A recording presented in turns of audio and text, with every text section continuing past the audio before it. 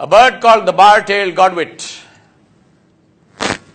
has the longest non-stop flight, migratory flight of 11,500 kilometers. It flies from Alaska to New Zealand non-stop. Now, what does that mean? And takes 9 days and nights.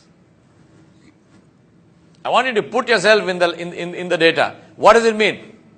What does it mean to fly non-stop 9 days and nights? It means the sun rises, the sun sets. The sun rises, the sun sets. The sun rises, the sun sets. The bird is flying.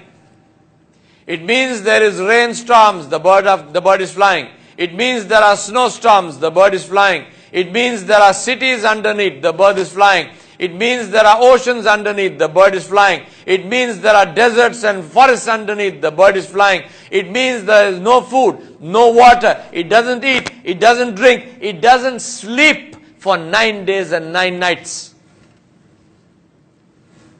They have discovered that the brain of the bird, of this bar-tailed godwit, half the brain sleeps and half the brain is awake. And after a few hours, this half sleeps and this half is awake. They have no idea how. And remember, this is a small bird. This is not an albatross coasting on 14-foot wingspans. It's not taking advantage of thermals. It's beating its wings for 11,500 kilometers. Ajib, eh? That's the map of from where it goes to where, and that's a flat. If you look at it on the globe, it's like that. We'll go to another bird. Bar-headed goose. Bar-headed geese take off from Alaska. They go straight up. They hit the jet stream current at 33,000 feet, and they go. And they fly in the jet stream current for the same reason that your intercontinental airliners fly in the jet stream current, to take advantage of the force of the wind, the fast-flowing wind that circles the earth. Who taught the bar-headed geese that there is the jet stream current? What about the jet stream current? You know what about the jet stream current? The temperature in the jet stream is minus 59 degrees Celsius. Take the same bar-headed goose, say Bismillahi Allahu Akbar, and put it in your freezer at minus 6, it freezes.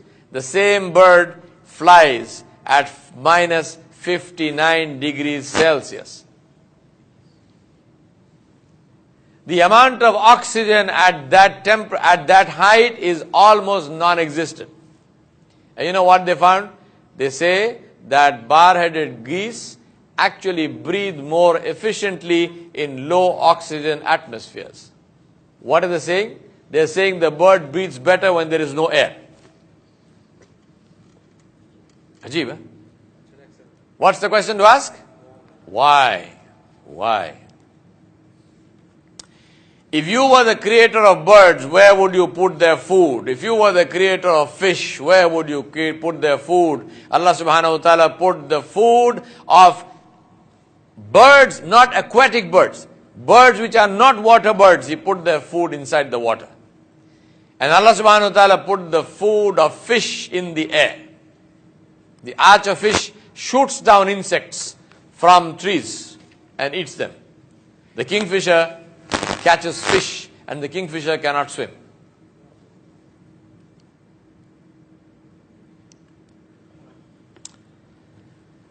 My brothers and sisters, what's the question to ask? Why? Let me tell you the story of another bird. The ruby-throated hummingbird. Ajib, the khudrat of your and my Rabb. The ruby-throated hummingbird is a small little bird that size. The female is slightly bigger than the male, and that weighs 4.5 grams. 4.5 grams. 1 teaspoon is 5 grams. So the bird is less than a teaspoon. It is smaller than a teaspoon. This bird lives in the forests of South America. In a previous incarnation, when I used to live in Guyana, I have seen this bird in the rainforests, Amazonian rainforests. It looks like a moth. The first time I saw it, I thought it was a moth because it buzzes, literally buzzes. It beats its wings at more than 1,000 RPM. And it is the only bird which can actually fly backwards. So it flies upwards, backwards, up and down like that because it lives on nectar from flowers. So it puts its beak into the flower and drinks nectar and flies backwards out of the flower. Now, this bird migrates and it flies across the Gulf of Mexico. It migrates from South America to North America to the bank of the Mississippi River. Part of that migration, the whole migration route is 2,000 kilometers.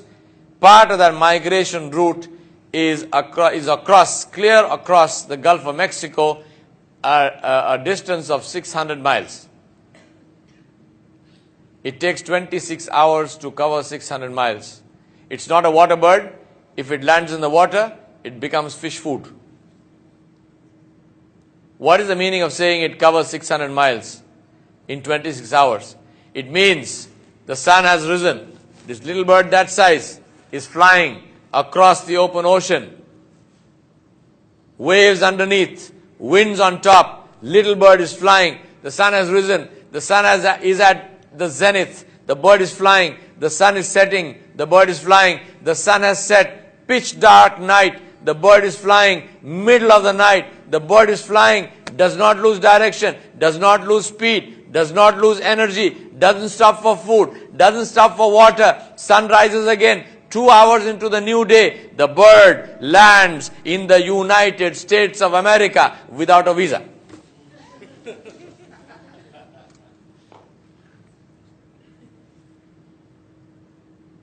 Little bird that size, think about that. Pitch dark night, this bird is flying. Who shows it direction? Who ensures that this bird continues to fly? Who ensures that this bird is held up in the air? Who ensures the bird is supported in its flight?